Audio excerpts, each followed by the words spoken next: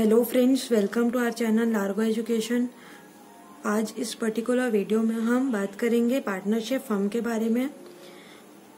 Last video में हमने sole proprietorship के बारे में पढ़ा था, जिसमें हमने कवर किए थे सोल प्रोप्राइटरशिप की definition, features of sole proprietorship, merits of sole proprietorship and demerits of sole proprietorship. आज इस वीडियो में हम कवर करेंगे definition of partnership, features of partnership, demerits and merits. Okay friends, partnership forms of business organisation के अंदर का topic है। Okay आप लास्ट वीडियो को देखेंगे मेरी, तो ज्यादा अच्छे से आपको ये वीडियो समझ में आएगी। ओके सो हम पार्टनरशिप के बारे में पढ़ते हैं। पार्टनरशिप एक इम्पॉर्टेंट टॉपिक है, एग्जाम पॉइंट ऑफ व्यू से। So let's begin. So Indian partnership act कब आया? 1932 में। ओके डेफिनेशन है इसकी, the relation between persons who have agreed to share profits of the business carried on by all or any one of them acting for all.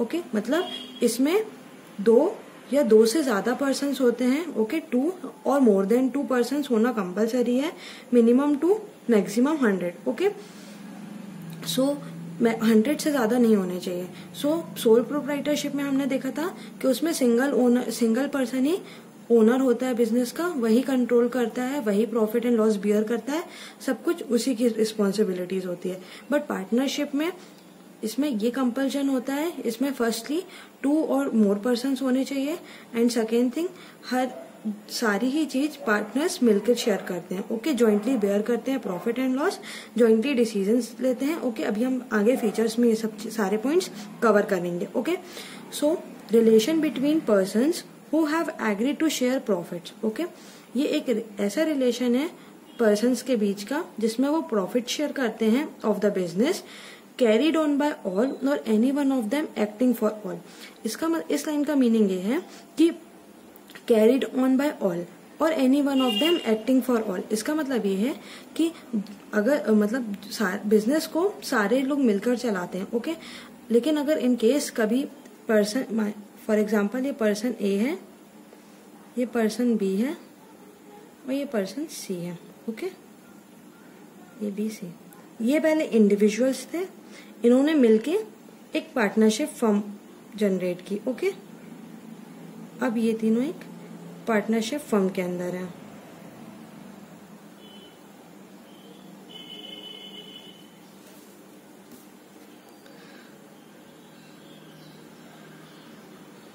Partnership firm generate की। Okay so in case A business में है, B और सी कहीं बाहर गए हुए हैं। Okay present नहीं है अभी फिलहाल में, तो ए इनके बिहाफ में सारे डिसीजंस ले लेगा और सारी रूल्स एंड रेगुलेशंस को फुलफिल कर देगा।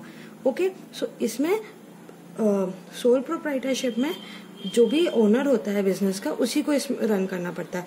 बट पार्टनरशिप में चूंकि काफी लोग इन्वॉल्व होते हैं, 2 और मोर लोग इन्वॉल्व होते हैं, तो उसमें एक के बिहाफ में सारों के बिहाफ में एक जन भी कोई डिसीजंस ले सकता है। ओके मतलब इस लाइन का ये मतलब होता है। ओके आगे अब हम देखते हैं फीचर्स। फीचर्स के अंदर का फर्स्ट पॉइंट है फॉर्मेशन। फ्रेंड्स हमने सोल प्रोप्राइटरशिप में फॉर्मेशन में देखा था सिंगल ओनर होता है तो इजी फॉर्मेशन होता है। ओके इसमें थोड़ा सा फॉर्मेशन कॉम्प्लेक्स हो जाता है, इसमें भी फॉर्मेशन इजी होता है बट सोल प्रोप्राइटरशिप के कंपैरिजन में फॉर्मेशन थोड़ा सा कॉम्प्लेक्स हो जाता है, क्योंकि इसमें 2 और मोर पीपल बिजनेस को रन करने वाले होते हैं और पार्टनरशिप को जनरेट करने वाले होते हैं। ओके सो फर्स्ट है, मतलब हम इसमें लिख सकते हैं govern by Indian partnership act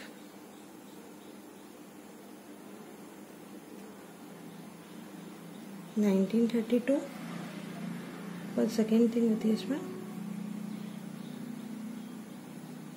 agreement, terms and conditions. Okay so friends formation करते टाइम हमें according to Indian partnership Act 1932 के अकॉर्डिंग इसमें फॉर्मेशन होता है। ओके सारे रूल्स एंड रेगुलेशंस गवर्न किए हैं गवर्नमेंट ने, उसके अकॉर्डिंग ही हमें फॉर्मेशन करना होता है। एंड इसमें ये कंपल्जन होता है कि पार्टनर्स के बीच में एग्रीमेंट होता है, वो या तो रिटर्न हो सकता है या तो ओरल हो सकता है। ओके, एग्रीमेंट फिर कैसा भी हो, रिटर्न भी हो सकता है, ओरल भी हो सकता है। सो एग्रीमेंट इसमें होना जरूरी होता है। ओके, तो एग्रीमेंट भी टर्म्स एंड कंडीशंस के अकॉर्डिंग होता है। सेकेंड है तो इसका फॉर्मेशन इजी होता है। सेकेंड है लाइबिलिटी।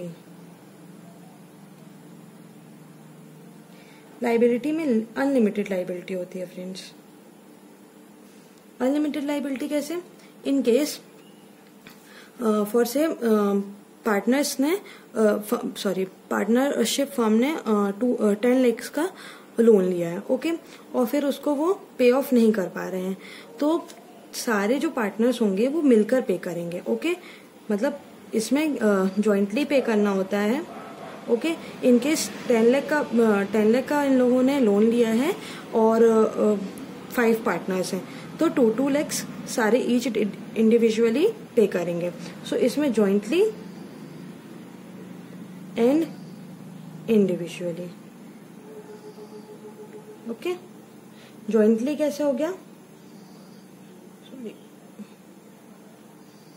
जॉइंटली कैसे हो गया? जॉइंटली ऐसे हो गया कि 10 लाख का प्रॉफिट 10 लाख का लोन था और सारे लोगों ने मिलकर दिया। ओके, और individually 2 lakh. Okay, 2 lakh each. Then हमारा थर्ड पॉइंट होता है रिस्क। रिस्क भी हम जॉइंटली बेयर करते हैं।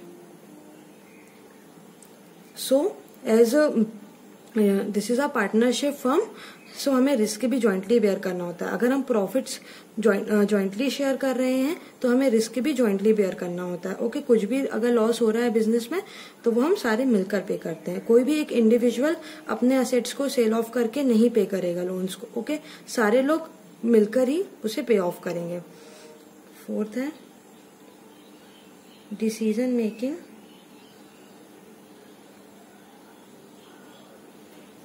And control.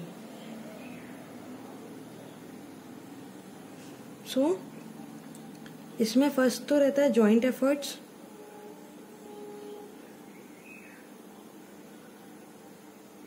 एंड सेकेंड होता है म्यूचुअल कंसेंट। ओके, सो जॉइंट एफर्ट्स मीन्स अगर बिजनेस में कोई भी डिसीजन लेने हैं तो सारे पार्टनर्स उसमें मिलकर रिसर्च करेंगे। ओके, कोई भी इंडिविजुअल पार्टनर उसमें रिसर्च नहीं करेगा, सारे लोग उसमें मिलकर रिसर्च करेंगे एंड देन डिसीजन लिया जाएगा। ओके, म्यूचुअल कंसर्न भी वही हो गया कि सारे पार्टनर्स मिलकर कोई भी डिसीजन को लेते हैं एंड देन उसके बाद बिजनेस में वो उसका सॉल्यूशन निकालते हैं। Okay, together they sit and they discuss about the stuff and finally get the solution. Okay, fifth point is continuity.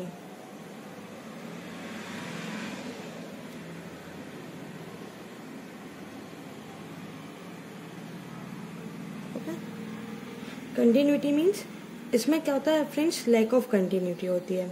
मैं आपको बताती हूँ कैसे।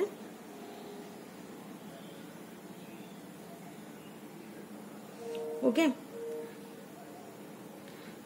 सो लैक ऑफ कंटिन्यूटी ऐसे होती है इन केस कोई भी 3 पार्टनर्स थे एंड एक पार्टनर इल हो जाता है, इलनेस हो जाती है उसको। ओके, सो इसमें तीनों पार्टनर्स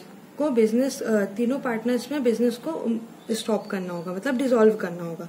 ओके, इफ अगर रिमेनिंग पार्टनर्स बिजनेस को कंटिन्यू करना चाहते हैं तो वो कंटिन्यू कर सकते हैं। ओके, उसके लिए क्या होगा, न्यू एग्रीमेंट साइन होगा। Okay,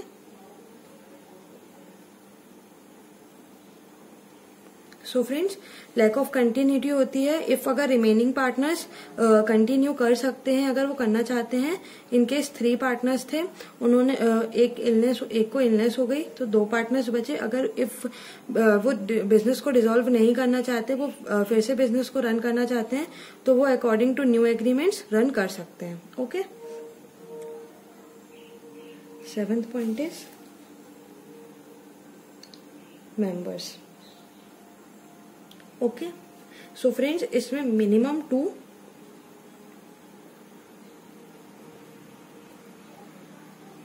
and maximum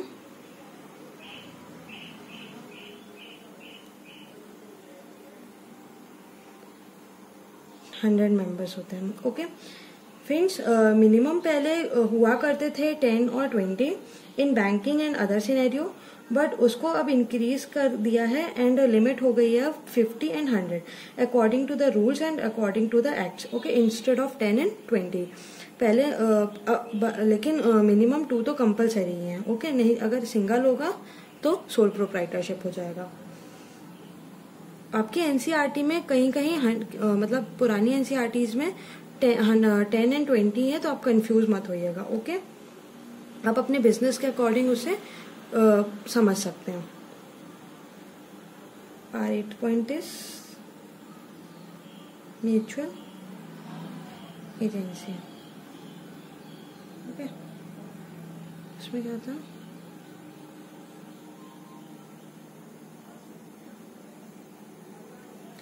So mutual agency means single agent of all. Okay, in means single person, एक सिंगल पर्सन ही सबके बिहाफ में कॉन्ट्रैक्ट को साइन कर सकता है। ओके, एंड जो भी पर्सन उस कॉन्ट्रैक्ट को साइन कर रहा है वो एजेंट कहलाता है। ओके, इनकेस बिजनेस में कोई कॉन्ट्रैक्ट साइन होने वाला है, सो सारे पार्टनर्स उससे कॉन्ट्रैक्ट साइन करने तो जाएंगे नहीं। सो एक पर्सन, सिंगल पर्सन उस कॉन्ट्रैक्ट को साइन कर सकता है सबके बिहाफ में। ओके, तो वो पर्सन जो साइन कर रहा है उसे हम एजेंट बोलते हैं। सो फ्रेंड्स, ये सारे फीचर्स थे। अभी हमें आपको अब हम आगे देखते हैं merits and then demerits. So friends, अब हम एडवांटेजेस ऑफ पार्टनरशिप देखेंगे। First is ease of doing business. Okay, so friends इसमें बिजनेस को स्टार्ट करना ज्यादा टफ टास्क नहीं होता है। ओके, इसमें हम एग्रीमेंट साइन करते हैं जिसमें कि जितने भी पार्टनर्स होते हैं वो मिलकर एक साथ बैठकर सारे एग्रीमेंट्स को साइन करते हैं एंड डिसाइड करते हैं क्या क्या ड्यूटीज किस किस को असाइंड हुई है। ओके, इसमें registration not compulsory but advisable, मतलब रजिस्ट्रेशन करवाना कंपलसरी नहीं है बट एडवाइजेबल है, क्योंकि करवा लेना चाहिए जिससे कि इन फ्यूचर कोई भी प्रॉब्लम या फिर कुछ भी हमें लीगल प्रॉब्लम हो रही है, सो हमारे पास कुछ भी सारे डॉक्यूमेंट्स हो उस चीज के। ओके, अगर हम रजिस्ट्रेशन कराएंगे तो हमारे पास सारे रिटर्न डॉक्यूमेंट्स होंगे, सो हमारे पास एक प्रूफ होगा जिससे कि हमें कोई इन फ्यूचर प्रॉब्लम नहीं होगी। Okay, second is balance decision making. So friends, यहाँ पर सारे पार्टनर्स का माइंड मिलकर डिसीजन लेता है। ओके, इंडिविजुअल पार्टनर्स अपने अपने व्यूज देते हैं, सो इफेक्टिव डिसीजन होता है। ओके, इफेक्टिव डिसीजन होता है एंड मैंडेटरी डिसीजन होता है। ओके, प्रोटेक्टिव डिसीजन होता है। सो सारे पार्टनर्स मिलकर, अगर सोल प्रोप्राइटरशिप में क्या होता था कि एक सिंगल ओनर ही सारे डिसीजंस लेता था, सो वहां पर हमारा डिसीजन साउंड इफेक्टिव नहीं होता था। बट इन पार्टनरशिप यहाँ पर हमारे साथ बहुत ही सारे पार्टनर्स मिलकर सारे डिसीजंस लेते हैं, सो डिसीजन हमारा इफेक्टिव होता है। Okay, third is more funds. Friends, सारे पार्टनर्स को मिलकर इन्वेस्ट करना होता है तो हमारे पास फंड्स भी ज्यादा होते हैं। सोल प्रोप्राइटरशिप में सिंगल ओनर ही फंड्स को इन्वेस्ट करता था, सो वहां पास बर्डन भी ज्यादा होता था एंड फंड भी कम होता था। लेकिन यहाँ पास काफी सारे पार्टनर्स मिलकर इन्वेस्ट करते हैं तो फंड भी ज्यादा होता है एंड बर्डन भी कम होता है। Okay, sharing of risk share by all, सारे पार्टनर्स में रिस्क शेयर होता है। ओके, अगर हम प्रॉफिट शेयर कर रहे हैं तो हमें लॉस भी और रिस्क भी हमें शेयर करना ही पड़ेगा। ओके, सो रिस्क शेयर करने से एक फायदा होता है कि हमें बर्डन कम हो जाता है। इनकेस अगर मुझे 10 लाख का लॉस हुआ है तो 5 पार्टनर्स मिलकर 2 लाख ईच शेयर करेंगे। ओके, पे करेंगे। बट इन केस अगर सोल प्रोप्राइटरशिप होता है तो 10 लाख उसको पूरे खुद ही पे करने पड़ते। Okay, secrecy, not legally set to publish its account, इसमें कोई भी ऐसा परमानेंट वो नहीं है कि आपको अपने अकाउंट्स को शो करना ही पड़ेगा। ओके, अगर इनकेस अगर अपने अकाउंट्स आप सीक्रेट रखने चाहते हैं तो आप रख सकते हैं, इसमें कोई मैंडेटरी नहीं है कि आपको अपने अकाउंट्स जनरल पीपल को शो करना हो। सो फ्रेंड्स, ये थे हमारे सारे advantages. Next point is demerits of partnership और disadvantages of partnership. So friends, our next topic is disadvantages of partnership. Okay, first point is unlimited liability. May have to pay business debts from their own pocket. Okay, so friends, in case अगर business में कभी loss होता है, okay, तो partners को अपने pocket से भी उसको पे ऑफ करना होता है. ओके, पार्टनर्स की लाइबिलिटी अनलिमिटेड होती है, अनलिमिटेड नेचर की होती है. तो इन केस बिजनेस में कभी भी लॉस होता है, ओके, तो या फिर फर्म में कभी भी लॉस होता है, तो पार्टनर्स को उसे खुद ही पे ऑफ करना होता है. मतलब इस सिनेरियो में पार्टनर्स को अपने घर से पैसे लाकर पे करना पड़ता है. ओके, सो इन केस इस टाइम पे कभी कभी पार्टनर्स को ये बात बुरी भी लगती है कि यार बिजनेस का लॉस है लेकिन हमें अपने जेब से पैसा पे करना पड़ रहा है. ओके, तो ये एक इसका डिसएडवांटेज हो गया. फिर है second, limited resources, restriction on number of partners. Okay, maximum 100 और 50. सो फ्रेंड्स, पार्टनरशिप में 100 मैक्स टू मैक्स 100 या 50 पार्टनर्स ही हम रख सकते हैं अपनी कंपनी में. सो हमारे पास फंड्स भी लिमिटेड आता है. ओके, क्योंकि हमारे पास रिस्ट्रिक्शन है नंबर ऑफ पार्टनर्स में, तो हमारे पास ज्यादा फंड भी कलेक्ट नहीं हो पाता है. इनकेस अगर हमें 1000 लोगों से फंड लेने की जरूरत है तो हम इस नंबर को बढ़ा नहीं सकते हैं. ओके, हमारे पास ये रिस्ट्रिक्शन होती है कि इसमें हमारे 100 या 50 ही मैक्स टू मैक्स मेंबर्स होंगे. थर्ड है हमारा conflicts difference in opinions. Okay, जैसे मैंने यहाँ पे पिक्चर बनाई हुई है, 2 पर्सन्स है, एक किसी डिसीजन को लेके यस बोल रहा है, एक किसी डिसीजन को लेके नो बोल रहा है. तो डिसीजंस में उनके कॉन्फ्लिक्ट्स आ जाते हैं. ओके, डिफरेंसेस इन ओपिनियन आ जाते हैं. ओके, फोर्थ पॉइंट है lack of continuity. Lack of continuity, जैसे कि मैंने आपको ये पॉइंट फीचर में भी बताया था कि इसमें लैक ऑफ कंटिन्यूटी होती है. मींस बिजनेस हमारा, पार्टनरशिप हमारा, फर्म हमारा लॉन्ग रन तक नहीं चल पाता. अगर हमारे कोई भी 3 पार्टनर्स हैं और अगर तीनों में से किसी एक की भी डेथ या इलनेस या कुछ भी हो जाता है तो हमारा फर्म डिसॉल्व हो जाता है. ओके, फिर अगर इन केस ये दोनों पार्टनर्स को बिजनेस कंटिन्यू करना होता है तो इन्हें फिर से न्यू एग्रीमेंट साइन करना होता है, देन फिर ये कंटिन्यू कर सकते हैं. सो इसमें हमेशा लैक ऑफ कंटिन्यूटी होती है, इसलिए एक डिसएडवांटेज है. देन हमारा फिफ्थ पॉइंट है public confidence. No legally required to publish its account. Okay, so difficult for members to ascertain results.